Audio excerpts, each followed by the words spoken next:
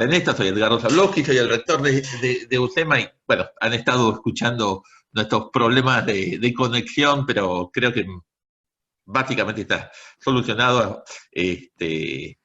Gracias por compartir este momento con nosotros. Esta es una nueva reunión de la Cátedra Naumann. Hoy nos acompaña Lars Andrés Richter, el director de la fundación, pues bueno, está de regreso en un breve periodo en Alemania. Nos acompaña Juan Manuel Agüero, que Juan Manuel, te paso a vos el privilegio de host por un momento, así podés presentar a nuestro invitado de hoy. Muchas gracias, Juan Manuel. Bueno, muchas gracias, Edgardo. Bueno, buenas tardes a todos. Efectivamente, yo soy Juan Manuel Agüero, coordinador de proyecto de la Fundación Naumann, y como siempre es verdaderamente un placer tener una nueva edición de esta Cátedra Naumann, que es un evento conjunto que estamos haciendo entre la Fundación Naumann y la Universidad del SEMA. Para nosotros es muy importante este programa, así que les agradecemos a todos y especialmente a su rector y a la universidad el poder organizar esta actividad. Hoy tenemos la posibilidad de evaluar qué es lo que está pasando en Venezuela, también poder discutir con nuestros amigos que nos acompañan siempre sobre las posibilidades y el escenario político y social en el que enfrenta nuestro país hermano venezolano. Para eso tenemos invitados especiales y en primer lugar quisiera presentar a una gran amiga de nuestra red liberal, que se llama Rocío Guijarro, y quien ha sido presidente de la red de instituciones liberales en América Latina, RELIAL, y también es actualmente gerente general y directora de CEDICE, Centros de Estudio Think Tanks venezolano, que acompaña iniciativas de defensa de la libertad y de la economía libre desde hace muchos años. Rocío, si nos quieres dar tus palabras de bienvenida. Sí, muchísimas gracias, Juan Manuel. Discúlpenme que, bueno, saben que estamos en Venezuela y el internet no funciona muy bien y no tengo la cámara, pero es un grato placer enviarles un saludo desde Venezuela, a ti, Edgardo, a Mercedes y esta Cátedra Naumann, que me parece una interesante iniciativa del UCEMA y que, bueno, desde Venezuela les enviamos un saludo. Van a tener ahora un invitado, miembro de nuestro comité académico, el abogado Alonso Domínguez, profesor de la universidad, quien les va a exponer, bueno, qué está pasando en nuestro país y cómo pudimos llegar aquí. Bueno, la lucha de todos los venezolanos que nos encontramos acá es, bueno, en hacer todo lo posible por salir de esto y que las ideas de la libertad conquisten el futuro próximo de nuestro país. Queremos agradecer infinitamente a Argentina toda la acogida que ha tenido con venezolanos que se han ido buscando oportunidades hasta allá y bueno, y los han tratado muy bien y de verdad agradecemos que esos migrantes venezolanos que están allá puedan regresar cuando Venezuela recupere su libertad. Muchísimas gracias por este espacio y muchos éxitos en la Cátedra Naumann y espero que esta presentación que les va a hacer Alonso pueda ser bien nutritiva y que cause mucha reacción y preguntas. Gracias a todos y buenas tardes. Bueno, muchas gracias, Rocío, por tus palabras, y así es, realmente para nosotros también como argentinos la posibilidad de dar bienvenida a muchos hermanos venezolanos y que también se han incorporado no solamente a la vida social, sino también laboral de nuestra sociedad en Argentina, también nos ha enriquecido bastante y bueno, más allá de la tragedia por la que ustedes tienen que pasar, para nosotros ha sido realmente una experiencia muy enriquecedora la integración con nuestros amigos venezolanos. Bueno, muy bien, sin más preámbulo, vamos a escuchar al profesor Domínguez. El profesor Domínguez es profesor titular de la Universidad Central de Venezuela, es un analista político de mucho prestigio, también forma parte de nuestra red de amigos liberales y think tanks liberales, también es director ejecutivo de la Asociación Liderazgo y Visión e integrante del equipo Un Sueño para Venezuela. Bienvenido, profesor Domínguez, y muchas gracias por estar con nosotros hoy, y le dejo entonces la palabra. Gracias, Juan Manuel, gracias por la invitación a la Fundación Naumann y a la universidad por esta oportunidad que siempre es una ventana para para dar a conocer cosas que están pasando en Venezuela y que es difícil verlas o percibirlas a través de lo que nos llega por los medios. He organizado esta conversación en dos partes. Una, yo voy a presentar algunas ideas que nos dan contexto de lo que ha ocurrido en Venezuela. No es una charla histórica, pero necesariamente tengo que echar mano de algunos hechos y datos de la historia venezolana para comprender por qué llegamos a esta situación tan calamitosa, tan catastrófica, tan extraordinariamente catastrófica como la que estamos enfrentando los venezolanos. Y voy a intentar en la última parte de esos 20 minutos hacer una caracterización del presente y, si bien no voy a hacer un ejercicio prospectivo sobre qué va a pasar, sí darles algunas claves para comprender mejor cuál puede ser la dinámica de los próximos meses. Esto no va a durar más de 20 minutos y luego estoy encantado pues de escucharlos a ustedes, de responder sus preguntas, sus observaciones a esta presentación y cualquier otro particular que quieran aportar. Mucha gente se pregunta en Venezuela cómo pudimos haber llegado a esta situación tan extraordinariamente difícil, complicada, y de la cual seguramente ustedes tienen una idea, si no completa, una idea bien aproximada de las penurias y las calamidades por las que estamos pasando. Y la verdad, esto es una situación que hunde sus raíces en algunos hechos de nuestra historia y en la dinámica como nosotros nos organizamos como sociedad. Y es fundamental que traiga esto a colación, porque sin comprender eso, sin tener esa perspectiva, uno puede caricaturizar la realidad venezolana, puede tener una visión caricaturesca y simplemente limitarlo a un hecho que lo pudiéramos describir como el ascenso de una dictadura. Y realmente es una dinámica que hunde sus raíces en el pasado y que tiene que ver con cómo nos organizamos nosotros como sociedad. En primer lugar, Venezuela es un país que tradicionalmente se ha concebido a sí mismo como un país rico, y no digo desde la época petrolera, sino mucho antes, sin serlo propiamente. Venezuela, durante el siglo XIX y durante buena parte del siglo XX, fue un país sumamente pobre, de los países más pobres de América Latina. Primero porque quedó devastado después de la Guerra de Independencia, que fue particularmente cruenta en el caso venezolano, fue salvaje, perdimos aproximadamente 1/3 de nuestra población, en primer lugar. Y luego, posteriormente a la independencia, durante los inicios del periodo republicano y durante prácticamente todo el siglo XIX, Venezuela fue un país azotado por toda clase de pandemias, incomunicado, un país latinoamericano ciertamente muy pobre. Y apareció el petróleo. El petróleo nos hizo soñar con el progreso. Y no voy a decir que de la noche a la mañana, pero súbitamente apareció una perspectiva de que el país podía cambiar su suerte, cambiar su sino. De la noche a la mañana, Venezuela entonces comenzó a construir carreteras, a poblar sus ciudades, a unirse territorialmente, a mejorar sus niveles de salubridad. Y eso vino acompañado, y es uno de los casos, yo diría, a tener en cuenta, o uno de los casos a examinar. Fue un proceso donde esa modernización vino acompañada de un proceso de democratización muy intenso. Porque cuando cae el régimen de Pérez Jiménez en 1958 y se inaugura la democracia que se llama la democracia punto fijista o la democracia del Pacto entre Acción Democrática y COPEI, durante ese periodo Venezuela logró grandes avances en todos los órdenes, no solamente en el plano de su infraestructura o de sus capacidades económicas, sino en términos sociales, culturales y educativos.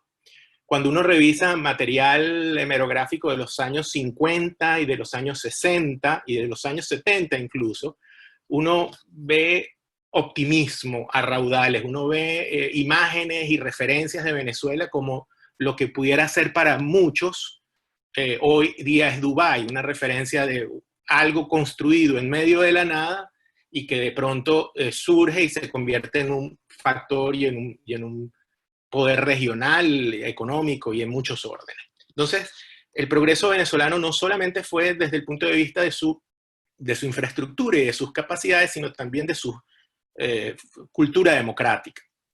Ahora bien, hay una frase que a mí me gusta traer a colación cuando me piden hablar sobre qué nos pasó, y es la frase de que los venezolanos debíamos sembrar el petróleo. Esta imagen que juega entre lo industrial, lo extractivo, que es la minería y el petróleo, con la agricultura. Y es una frase de un escritor venezolano, quizás uno de los escritores más renombrados del siglo XX venezolano, que es Arturo Uslar Pietri, que además fue un político prominente, muy activo en el siglo XX venezolano. Y Uslar Pietri, en el año 36, cuando comenzaba toda esta dinámica que permitió el petróleo, él en un editorial de un periódico muy respetado de la época, dijo que Venezuela debía aprovechar esa oportunidad, la del petróleo, para convertirse en un país productivo a espaldas del petróleo. Un poco el modelo de desarrollo que los venezolanos teníamos en la cabeza en aquel entonces era un modelo donde el país se debía desarrollar apalancándose en el petróleo, pero no convirtiéndose en un país petrolero, sino en un país que produjera vehículos, maquinaria industrial, que se autoabasteciera agrícolamente, en fin, lograr utilizar la renta del petróleo para desarrollar distintas áreas de nuestra economía. Y ese fue el modelo. Y realmente, si ustedes me preguntan, yo diría hoy que Venezuela sí sembró el petróleo. Realmente creó una infraestructura industrial, creó una infraestructura agrícola, creó una serie de capacidades a partir del petróleo, pero ese modelo tuvo algunas dificultades. Esa estrategia de sembrar el petróleo no resultó como nosotros esperábamos que resultase. Y no resultó porque, creo yo, padecimos de los mismos males que seguramente ustedes bien conocen, y los brasileños bien conocen, y los mexicanos bien conocen, porque el modelo era un modelo que estaba inspirado en las ideas de la CEPAL, en la idea de la sustitución de importaciones, y la idea de crear una economía industrial integrada y que pudiera tener eventualmente una capacidad exportadora importante. Ese proceso de construir una capacidad exportadora industrial financiado por el petróleo no funcionó porque, bueno, las empresas venezolanas no tardaron muchísimo en integrarse a la economía internacional, no eran competitivas, y ese ciclo de abrirlas a la competencia se retrasó mucho, se rezagó mucho, y durante muchísimo tiempo la economía venezolana fue una economía protegida,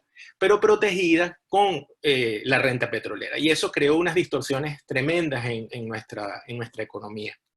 Entonces, en 1989 Venezuela trató como de corregir el rumbo que traíamos de desarrollo, un rumbo donde pretendíamos crear una economía financiada desde el petróleo, una economía que eventualmente fuese competitiva, pero mientras lo era, había que protegerla. Y ese momento en el cual intentamos introducir reformas de modernización en Venezuela coincidió, por cierto, con el proceso de modernización de otras economías en América Latina. Si ustedes recordarán que a finales de los 80 y a principios de los 90, muchísimos países de América Latina, México, Argentina, Brasil, se embarcaron en agendas profundas de reforma para tratar de hacer de estas economías unas economías mucho más competitivas. Pero en el caso venezolano, en el caso particular venezolano, a diferencia de los otros países de América Latina, donde esa agenda de reformas se llevó adelante más o menos profundamente, más o menos intensamente, pero hubo una tendencia, hubo un rumbo común en todos los países de América Latina. En Venezuela se interrumpió, se abortó por el proceso político local. Ese proceso político local tuvo su momento más destacado, o su crisis más importante, en los intentos de golpe de Estado de 1992.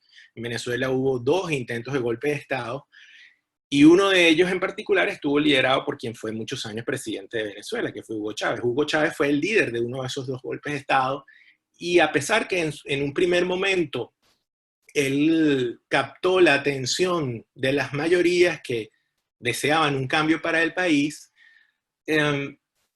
Hugo Chávez cayó en el olvido durante, yo diría, 3 o 4 años. Entre 1994 y 1997, Hugo Chávez era una referencia, diríamos despectivamente, folclórica, una referencia absurda, una caricatura de lo que debería ser un político venezolano que ofreciera una imagen del futuro. Era visto más bien como un retroceso al pasado.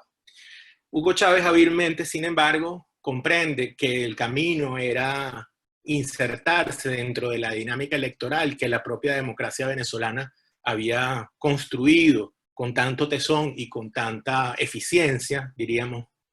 Yo pudiera usar ese término porque la democracia venezolana era una democracia que no solamente funcionaba electoralmente, sino que se respetaban las garantías que forman parte de una democracia moderna. Y aprovechando pues la posibilidad de ser candidato, se lanza con un programa que en un primer momento era un programa que no lucía particularmente izquierdizante o particularmente amenazante de la economía de mercado o de ciertas conquistas liberales en nuestro país. Y bueno, ¿qué pasó? A mí me gusta mostrar esta gráfica porque esta gráfica es fundamental para entender el fenómeno de Hugo Chávez. Más allá de su carisma, más allá de sus cualidades como político, más allá de la enorme concentración de poder que él llegó a usufructuar. El hecho es que, si ustedes se fijan en la gráfica, entre esta línea roja y esta segunda línea roja, transcurre el periodo de Hugo Chávez. Es un periodo de precios petroleros crecientes, es un periodo de ajuste de expectativas hacia la alza, progresivo, indetenible. Es un caso inusual, es un caso que es difícil de encontrar la coexistencia de un líder carismático con una disponibilidad de recursos creciente. De alguna forma pudiéramos decir que Hugo Chávez, durante los años que estuvo al frente del poder, nunca tuvo un obstáculo de recursos importantes, salvo un brevísimo periodo en el 2010 que percibió la gente. La gente lo que percibió es que hubo un delivery que se tradujo en el aumento en el consumo y en las condiciones de vida de los venezolanos, y eso lo vincularon a la acción de Chávez, pero realmente hundía sus raíces en un boom petrolero extraordinario como pocas veces se había disfrutado en el país. Esto es fundamental comprenderlo, porque esto es la génesis de lo que nos pasó. Y por eso yo llamo a este punto la tormenta perfecta, porque tú aquí estás combinando a un líder carismático que fue teniendo cada vez más y más dinero. Y déjenme agregar algo sobre este punto. No es solamente que el precio del petróleo siguió subiendo año tras año, sino que además, vinculado con ese aumento de los precios, hubo un endeudamiento interno y externo monstruoso. Es decir, la capacidad de endeudamiento venezolana, mientras más ingresos tenía, era mayor. Y Chávez la usó. Chávez usó a plenitud de esa capacidad de endeudamiento. Entonces, esa situación que ha ocurrido en otros países, que ha ocurrido en otras sociedades, nos afectó tremendamente porque, repito, Venezuela estaba organizada alrededor del hecho del petróleo y del petróleo como una propiedad estatal. En Venezuela, el petróleo, la exploración, la producción, la comercialización del petróleo en todos sus ámbitos es una actividad reservada al Estado. Y los privados pueden entrar solo en condiciones muy particulares y con restricciones muy fuertes y una supervigilancia del Estado muy intensa. Entonces, ese modelo es un modelo que nos acerca más a los países árabes y a las monarquías del Golfo que a los otros países latinoamericanos. Hay un libro de una profesora norteamericana que seguramente ustedes conocen, Terry Lynn Carl, y ella escribió un libro que se llama La paradoja de la abundancia, hace ya unos años, más de 20 años ese libro tiene de publicado. Y en ese libro básicamente lo que comenta es que los países, los petroestados, tienen un ciclo, una dinámica política muy particular, distinta de un país que no tenga esa estructura. Hay unos condicionantes propios de los petroestados, y Venezuela es un petroestado. Venezuela en ese sentido se parece mucho más a las monarquías del Golfo que a otros vecinos de la región, a pesar de compartir pues la herencia hispánica y la lengua y la religión y la cosmovisión latinoamericana, pero nosotros tenemos una estructura que nos hace un poquito diferentes, donde las instituciones venezolanas estaban organizadas, era para repartir riqueza, no están concebidas o no estamos organizados institucionalmente para crear riqueza, sino para repartir esa abundante riqueza que además está dentro de nuestro imaginario como un hecho incontrovertible.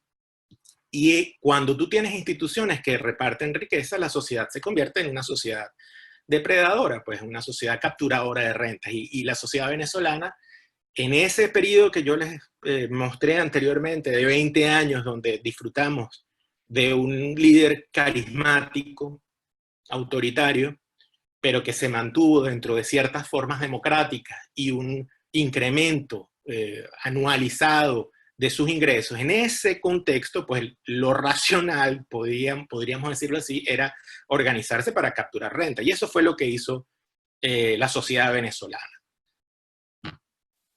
Ahora bien, siendo que nuestra condición es la de un país como un petroestado, estamos organizados alrededor de la captura de renta del petróleo que está en manos del Estado, vivimos entonces un ciclo de auge muy parecido al ciclo que vivimos en los 70. Venezuela ha tenido dos ciclos propios de los petroestados de auge y caída. Un ciclo donde hay una expansión del gasto público financiada por esa masa enorme de dólares que comienzan a entrar en la economía. Esa expansión del gasto público no solamente está financiada por esa cantidad enorme de recursos, sino además por el endeudamiento. Y ese ciclo que nosotros vivimos en los 70, lo vivimos nuevamente en el periodo comprendido entre el 2000 y el 2012, que fue el periodo central del gobierno de Chávez. Cuando los precios del petróleo cayeron en los 70, pasó lo mismo que está pasando o que nos pasó hoy, ahora en este momento con la caída de los precios del petróleo y la caída de la producción. El país simplemente entra en bancarrota y hay unas dinámicas sociales y políticas que, bueno, se disparan a partir de eso. Pero hay unas diferencias fundamentales entre lo que nos pasó en los 70 y los 80 y lo que nos está pasando actualmente. En el caso de la crisis, de la caída de los ingresos petroleros a principios de los años 80 y la crisis de la economía venezolana y el fin del modelo venezolano saudí, de ese momento, bueno, la sociedad venezolana de alguna forma tramitó el conflicto por canales, por vías democráticas. En este caso, llegamos a una situación de bancarrota, pero sin instituciones democráticas. En una situación, en un contexto donde durante 15 años, por fuerza de esa figura que fue Chávez y todo su andamiaje político, fue de alguna forma vaciando de contenido las instituciones, fue utilizándolas como coartada para el proyecto autoritario, y pues tenemos hoy día un país colapsado, no solamente por la caída de los precios, sino como ven en esta gráfica, que refleja el volumen de producción petrolera venezolana desde los años 20, hoy día esta lámina está actualizada hasta finales del 2019, los reportes de producción en Venezuela son muy confusos y muy opacos, pero las estimaciones señalan que podemos estar por el orden de los 400.000 barriles de petróleo diario. Fíjense que mientras Chávez estuvo en el poder, la producción petrolera se mantuvo más o menos estable alrededor de los 3.200.000 barriles. Entre muchas cosas de las que pudiéramos hablar, la industria petrolera venezolana, al estar en manos del Estado, su capacidad de financiamiento de nuevos emprendimientos está limitada pues al tamaño de los recursos públicos. Y el financiamiento que trataba de hacer por vía de recursos privados era muy limitado, y ese financiamiento era muy opaco y en todo caso tenía una intencionalidad distinta de la del desarrollo de la propia industria petrolera. Entonces, todo este colapso del que les estoy describiendo, que forma parte de un ciclo natural de los petroestados, viene agudizado, viene agravado, no solamente por la caída de los precios, sino por la caída de la producción y por el hecho mismo de que esta crisis que se desata a partir de ese colapso, nos encuentra vaciados de instituciones y muy debilitados. Este saldo desastroso me parece que no tiene mejor imagen que esta que les estoy compartiendo aquí. Estos son cálculos propios de una publicación que actualizamos recientemente que se llama Un sueño para Venezuela, y que después les puedo hacer llegar a quienes lo requieran. Y allí ustedes ven la situación venezolana. Estamos en un punto, no estamos igual que en 1999. Las estimaciones son que Venezuela hoy día, el Producto Interno Bruto, es análogo al Producto Interno Bruto de la década del 40, con la diferencia de que tenemos 6 veces la población de ese momento. Bien, ya para ir entonces terminando, solo quiero agregar 2 cosas. Esta crisis monumental que tiene su razón principal estructural en este ciclo que les he descrito de los petroestados, viene agravada por el hecho de que la política en Venezuela está prácticamente clausurada. Estamos en un régimen que, bueno, ustedes muchos de ustedes son politólogos, pudieran deleitarse y pudiéramos pasar horas tratando de definir cuál es el tipo de autocracia que hay en Venezuela. Los politólogos venezolanos, creo yo, invierten más tiempo del necesario en esa discusión, pero lo cierto del caso es que la política venezolana hoy día está clausurada, la salida política está clausurada, tenemos un régimen hegemónico, tenemos un régimen que ha negado la voluntad de cambio del pueblo venezolano. Yo pudiera decir hoy con toda responsabilidad que el modelo rentista en Venezuela está agotado en el imaginario, que hay todas las condiciones para una transformación que hunde sus raíces en los valores de la economía de mercado, pero esa aspiración de cambio está completamente bloqueada políticamente.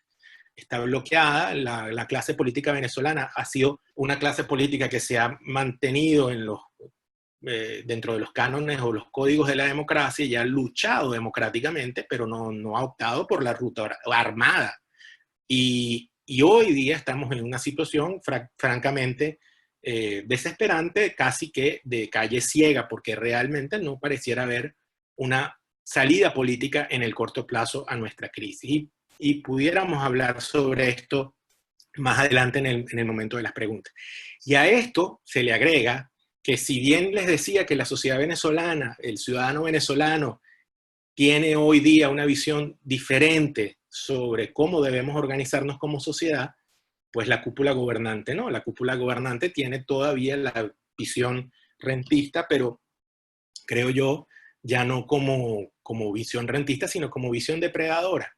Y en los últimos años, en los últimos 2 años en particular, dadas las dificultades de la industria petrolera y los problemas enormes que está enfrentando para producir, y más recientemente para comercializar su producción por la situación de las sanciones y la dinámica de las sanciones que se ha ido imponiendo sobre la industria petrolera venezolana, entonces este modelo rentista ha movido su foco del petróleo hacia el oro. Venezuela, creo yo, tiene la desgracia de no solamente tener las reservas de petróleo más grandes no solo del hemisferio, sino del mundo, sino tener además una de las reservas de oro más importantes del mundo. Y por lo menos, sin duda, la más importante del hemisferio occidental. Eso ha hecho que en Venezuela se haya comenzado a desatarse una dinámica extractivista alrededor en una zona que se llama el Arco Minero, que está al sur del Orinoco, y que durante muchísimo tiempo era un área protegida, y que la clase política venezolana hasta 1998 había tenido un compromiso muy férreo de preservarla ambientalmente. No había prácticamente autorizaciones de explotaciones mineras en esa zona, y hoy día estamos viendo con mucha preocupación el incremento de una operación importante, que no es una operación, digamos, de pequeña escala y de mineros desordenados que están entrando en esa zona, sino donde hay grandes corporaciones de la minería, capitales europeos y africanos que han entrado en Venezuela y que están operando de manera irregular, y que de alguna forma se han convertido para el régimen de Maduro en la manera de sobrevivir en estas circunstancias, porque repito, con 400.000 barriles de producción de petróleo hoy y con las arcas fiscales completamente vacías, un país endeudado, en bancarrota, con 5 millones de personas emigradas, un país pues depauperado como Venezuela, ustedes se preguntarán cómo se sostiene eso. Bueno, se sostiene hoy día principalmente a través de esta operación depredadora que ha comenzado a explotar el oro en el Arco Minero, y toman ese oro, lo procesan, lo llevan a Turquía, lo venden en aviones, y con ese dinero que obtienen, pues logran generar los recursos que les mantiene en el poder. Esa es un poco la panorámica. Insistí en hacer esta explicación que entronca con nuestro pasado, porque creo que cuando uno ve la película venezolana, uno dice, caramba, pero ¿cómo pudieron haber llegado a esto? Bueno, pudimos llegar a esto porque nos creíamos ricos. Por muchísimo tiempo la realidad parecía que nos daba la razón, y nos organizamos institucionalmente de la peor manera posible para, creyéndonos ricos, convertirnos en un país muy pobre, hoy día miserable, de los más pobres de América Latina. Ese es como el contexto que quería darles, y bueno, estoy deseoso de escuchar sus intervenciones, sus preguntas, y ojalá pueda responderlas satisfactoriamente. Muchas gracias. Muchas gracias, Alonso. Juan, te interrumpo un minuto está preguntando Diego del público si es posible tener la presentación. Si usted, profesor, la comparte, sí, claro, con Juan. Sí, cómo no, con gusto. Luego Juan me la hace llegar y yo se la haga llegar a todos los